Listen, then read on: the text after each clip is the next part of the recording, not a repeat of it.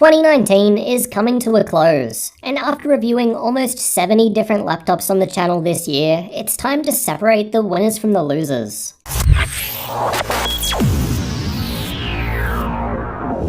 Let's set the scene by covering the new hardware that was released throughout 2019. Right at the start of the year in January, Nvidia launched RTX graphics for laptops. And although ray tracing in itself still feels like early days all this time later, the 2060, 2070, and 2080 represent the higher end of the market. By late April, the GTX 16 series had also joined the lineup, filling in the mid-range, while the 1050 remained at the lower end. Around the same time in late April, Intel also launched their 9th gen mobile CPUs. And although the i5-9300H and i7-9750H weren't offering much extra compared to the 8th gen, this did move the i9 options up to 8 cores, 16 threads. AMD also launched some new mobile chips this year in January. And although they seemed to have a bit more of a presence compared to last year, I was still only to get my hands on a couple of Ryzen 7 3750H laptops. This is their best mobile CPU at the moment, although it gets beaten in most cases by the last gen i5-8300H.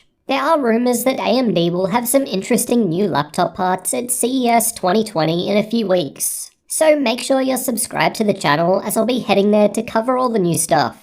Otherwise, AMD also launched the 5500M just recently, and although it fills the big gap between the GTX 1650 and 1660 Ti, it's not currently available in many different models. And the ones that are available aren't that competitive in terms of price. Alright, with that quick 2019 hardware recap out of the way, let's get into what I thought were the best laptops of 2019. This video is largely going to be based on my personal opinion after my experience testing out almost 70 laptops this year. Everyone has unique preferences and different requirements. So what I'm saying here are by no means definitive answers. So definitely let me know your favorites, or what you'd pick differently in the comments.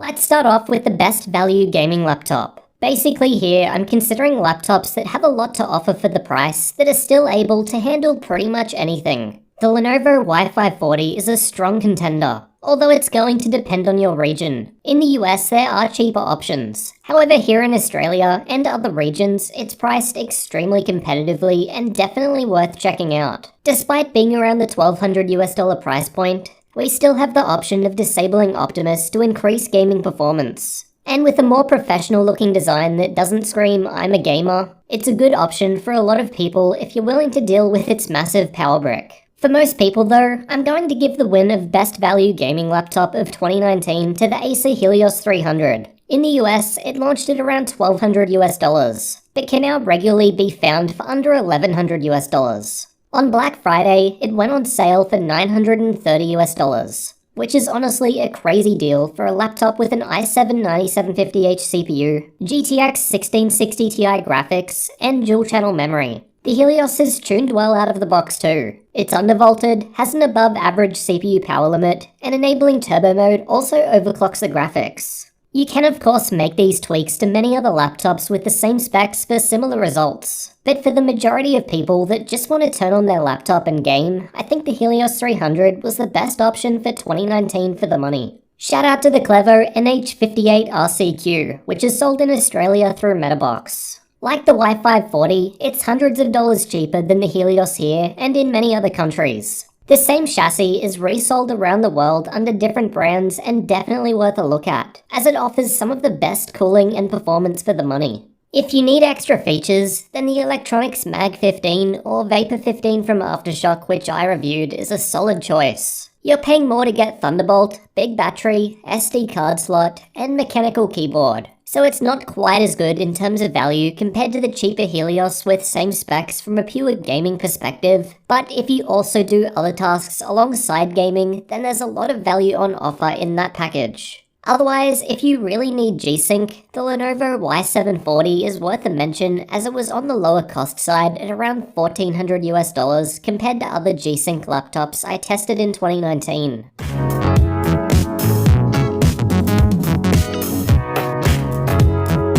The Beast Mode category is for the heavier thick boys that offer the best possible performance at any cost. The Alienware 51M is a strong contender with i9-9900K CPU, RTX 2080 graphics, G-Sync, and it promises future upgradability. Although it's yet to be seen how that will go until we have next-gen hardware available. Overall, the 51M is a powerful gaming laptop, but unfortunately, the software experience alone was enough for me to not want to buy this laptop. Basically, the Alienware software was a nightmare to work with, to the point where it was significantly reducing performance. Apparently, some issues have been addressed with updates, so your mileage may vary. However, I still get comments on the original review of people with the same issue, so for those reasons, it's out. The MSI GT76 has the same i9-9900K and RTX 2080, and while a fairly impressive machine, it has no G-Sync or muck switch, meaning you're stuck with Optimus, and as a result, lower gaming performance. For the amount of money you're paying, I think that's a bit of a kick in the guts. But if you can get past that, I'd certainly prefer it over the 51M. The Aorus 17 was impressive. It's got an i9-9980HK and RTX 2080 graphics, but is noticeably smaller in size compared to the others while being $400 to $500 less. In some tests, it doesn't quite perform as well as the others, but it's also a fair amount cheaper. It's got a mechanical keyboard, 240Hz 1080p screen, and the important muck switch so you can swap between Optimus and G-Sync. The Asus mothership also offered extreme levels of performance, with an i9-9980HK CPU that comes with liquid metal and RTX 2080 graphics. It's unique in that it has all the heat-generating components placed behind the screen, allowing it to more easily pull in air, keep cool, and perform better compared to a traditional laptop design. I guess technically it's not a laptop and more of a desktop replacement. Still a worthy mention, but given it's around $2,000 extra for not much difference in performance, it's out. The Clevo P775TM was one of the first laptops I tested in 2019, and it's another with a 9900K and RTX 2080. It's a little hard for me to fairly compare it with the others, as I tested it more than 6 months earlier and I changed my games over time. But just look at the price. It's around $2,700 US, $1,000 less than the Aorus, or $1,400 less than the GT76, yet still with G-Sync, and a similar difference with the 51M, but without the software headache. So this is the winner of the Beast Mode category. Also shout out to the Clevo P750TM, which is the smaller 15-inch version for a similar price.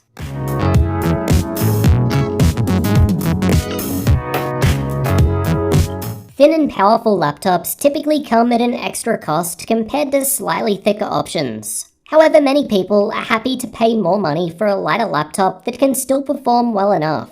So let's see what 2019 had to offer in this category. I think the first one I tested was the Asus Zephyrus S GX701, and this really set the precedent for a while. With i7 CPU, up to RTX 2080 Max-Q graphics, and a muck switch so you have the option of swapping between Optimus and G-Sync, the GX701 was one of the best performing gaming laptops I tested all year. This was all while running on the cooler side and being just 1.87 centimeters thick. The key downsides include that it's got some memory soldered to the motherboard, so upgrades are more limited. And despite being a larger 17-inch laptop, they only managed to fit one M.2 slot inside. The keyboard is also pushed right to the front, with the touchpad crammed in on the right. This is part of the trade-off for the good cooling, as air is pulled in above the keyboard. It's also missing Thunderbolt. When you consider the price tag, I think many people expect all the bells and whistles. Next up was the Razer Blade Pro 17. Another 17-inch laptop that's a little thicker than the Zephyrus, but has the keyboard and touchpad in the normal spot. I tested the 2070 Max-Q model, but found it very interesting that Razer are running it seemingly out of Nvidia spec at 100 watts, which results in seriously impressive performance for that level of hardware, beating out many 2080 Max-Q machines. The cooling here is also a little unique. At the expense of battery, they've included a couple of extra fans down the front. The smaller 15-inch Razer Blade could also be an option. However, the power limit of the graphics isn't boosted like the larger Pro model, so performance is down even with a higher-end GPU. The MSI GS75 was another thin and powerful 17-inch gaming laptop that I tested this year with the 2080 Max-Q graphics at just under 1.9 centimeters thick, only a little more than the GX701. The build quality wasn't quite as good as the previous two, however at least the internal space is useful, as MSI offer 3 M.2 slots here. If you want to upgrade the memory or anything else though, you'll need to remove the motherboard as it's upside down, which can make some upgrades a little tricky. There's also the smaller 15-inch version, the GS65. However, I didn't get the chance to test that out this year. There's also the Acer Triton 500, thinnest of them all at 1.79cm thick. Unfortunately, I only had the 2060 configuration to test. But it's similar to the GS65 and GS75 in that it's got an upside down motherboard, making upgrades annoying. The higher end models do have G-Sync though, the build quality is nice, and it's got Thunderbolt, so could be worth checking out. I've got to give the win of thin and powerful to the Asus Zephyrus S GX502. Not only is it a smaller 15-inch laptop, but with RTX 2070 Max-P graphics, it's outperforming the other options. It's got a mux switch, so it can swap over to the Nvidia graphics from Optimus for increased performance and G-Sync. Unlike the GX701, which was only ever so slightly thinner, it doesn't suffer from front keyboard placement. To be fair, this extreme performance in a small space does come at the expense of higher temperatures, but it's undeniably offering excellent performance for the size. If thermals are a priority, then be prepared for a larger 17-inch machine like the GX701. The new Gigabyte Aero 17 also deserves a mention. It's a little thicker at 2.1cm, but unlike the other options mentioned so far, it can be spec'd up to an i9 CPU, which would give it an edge in multi-core performance. It also had significantly better battery life than the others, and only the Aero and Razer Blade offer Thunderbolt out of these options.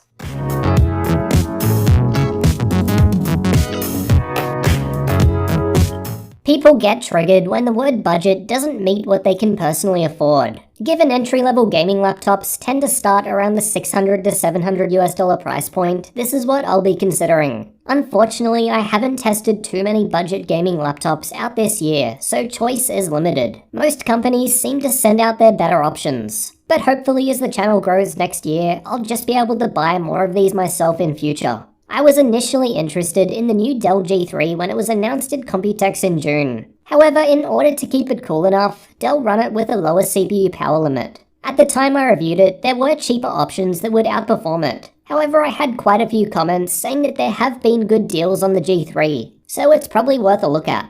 When I bought the Lenovo L340 just to review it, I was sad to find out that it only had single-channel memory. Despite this, it's still able to play most games at lower settings without issue with the 1650 config I tested, and it goes for around $720. $80 less than Dell's G3 for that spec. If you're willing to step down to the 1050, you can still play less demanding games no problem. Then you're looking at closer to $600. The Acer Nitro 5 has some good options. Granted, this one is a refurb, but for $550 it's looking okay for the money compared to the others. The new options are a bit more though. You could get a G3 with the same specs as the Nitro 5 for $40 less. But when the L340 is so much less than both with similar specs, even without the dual-channel memory, I think I've got to give the win to the L340 as much as it pains me. It also doesn't look like a gaming laptop, which I'm also a fan of. If you're happy to go for a refurbished machine though, the Nitro 5 at Newegg with option to go dual-channel for $550 but same CPU and GPU as the entry-level L340 looks like a good pick out of these limited options.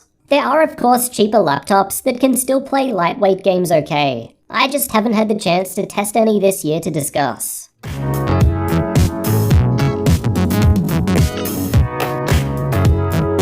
"2019 also saw the introduction of Nvidia Studio laptops for content creators at Computex in June. At first, I was a bit skeptical and thought we'd just see existing laptops rebranded with a Studio sticker stuck on. And well, for the most part, that's exactly what we got. With that said though, I think this category has at least pushed many companies towards considering content creation more. So I'm hopeful we'll see some good options next year. We also saw the rise of 15-inch OLED panels this year, which I think is a great option for creators due to the high color gamut, brightness, and contrast ratio. I personally use the Gigabyte Aero 15X for 4K editing when I'm traveling. However, it's definitely not without its flaws, including running hot and an annoying to press keyboard. I was happy to see that Gigabyte addressed these problems at Computex 2019 with the new OLED model. The cooling was greatly improved and the keyboard redone. All the same key features I need are still there, including Thunderbolt 3, UHS 2 SD card slot, and large 94Wh battery. With the addition of an OLED screen, I thought this would be an easy win for me, but that wasn't the case.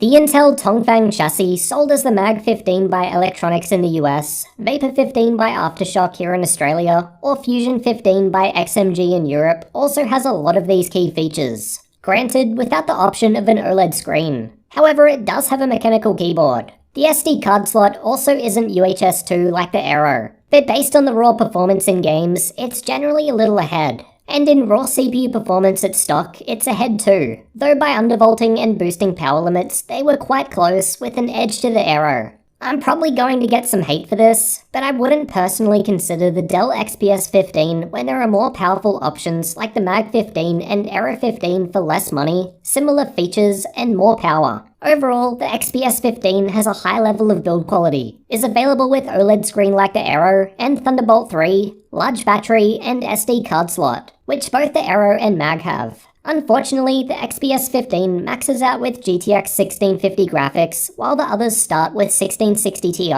and that's around 50% faster. During multi-core workloads, the CPU in the XPS runs at 15 watts, while the others have no issue running beyond 45 watts. Basically, you're paying more for less performance with the XPS 15. The Acer ZenBook Pro Duo was another very interesting option, as it's got two screens with up to i9 9980HK CPU and RTX 2060 to back it up. If you need a touchscreen you can just draw on, or more screen space, then the Pro Duo could be what you're after. Personally, I'd prefer performance over things like a second screen. I could always bring a portable external screen and have it off to the side, without paying the $2,500 entry price for the Pro Duo. If you're after something lighter, the MSI Prestige 15 impressed me with its new 10th gen CPU, putting it ahead of the i7-9750H in many tests. However, as a result of the thinner chassis, it maxes out with the GTX 1650 Max-Q graphics, so it depends if that's adequate for what you're doing. I'm having a hard time picking a winner out of the Mag 15 and Aero 15. It's super close. The key differences are that the Aero is available with OLED screen and faster SD slot, but I personally prefer the design and build quality of the Mag. I could really go either way, but I'm going to give the win to the Mag 15. It's not a big deal if I need to spend a little longer copying files off my SD card, and I'm still not sure I like the reflective PWM OLED panels, though the colors and contrast were amazing. Both machines are great, and I can happily recommend either. However, the Aero does cost $100 to $200 more, so it depends how much you value OLED.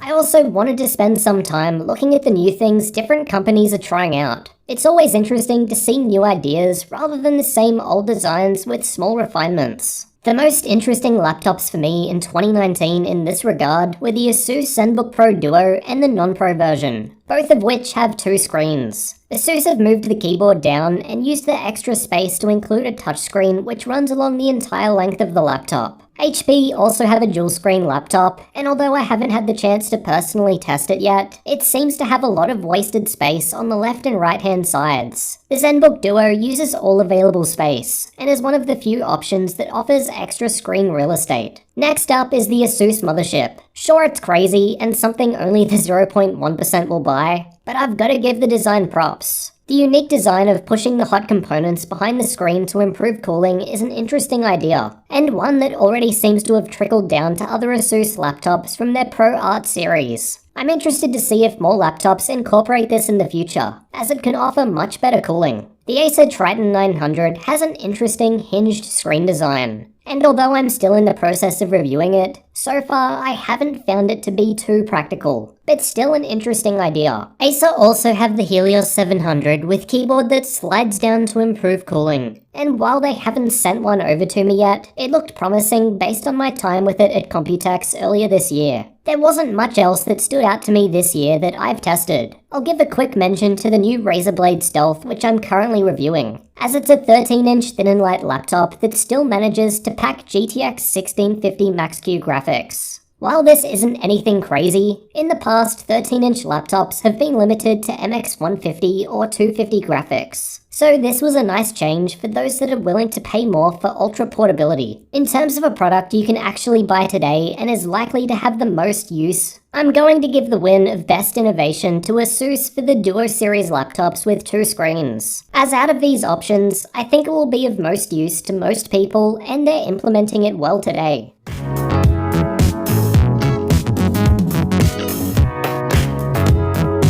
A Best Laptops of 2019 video wouldn't be complete without some acknowledgements to the losers. Unlike last year, there was nothing that really stood out as completely terrible, so I'll just highlight some of the disappointments. A quick shout out to the Dell G3 for being a furnace. It's not too bad overall for the price, but man, it ran up to 100 degrees Celsius on the CPU under CPU workloads. Ouch. The MSI Alpha 15 also needs a mention. Don't get me wrong, I really like that there's finally a new gaming laptop that offers an all AMD solution for those that want it. The main problem I have with it is the price. At $1,100 you can get an Acer Helios 300 which will easily outperform it in all regards, so it just doesn't make sense. That said, it is currently on sale though, which is nice, but I think it still needs a price cut for the level of performance on offer. I am however happy to report that with the new Radeon 2020 software, the driver issues I experienced when updating have been fixed. I was disappointed by the Lenovo L340. Opening it up after buying it to see single channel memory cut me pretty deep. That simple change could have made it so easy to recommend at its price point. It was almost the chosen one. Despite that though, for the price, compared to the competition, it doesn't look too bad. I guess we can't have everything in life. For the most part, it seems pretty difficult to buy something that's going to completely suck in 2019. At least out of what I've personally tested. It mostly comes down to price and how much different laptops cost compared to others. That's it. My picks for some of the best laptops 2019 had to offer. I've only picked from the laptops that I've personally had for testing. Unfortunately, I wasn't able to get my hands on everything. Make sure you let me know what your favorite laptops of the year were in the comments. And if you're new to the channel, you'll definitely want to get subscribed for my upcoming CES 2020 coverage, where we'll get a first look at the new laptops we'll see next year.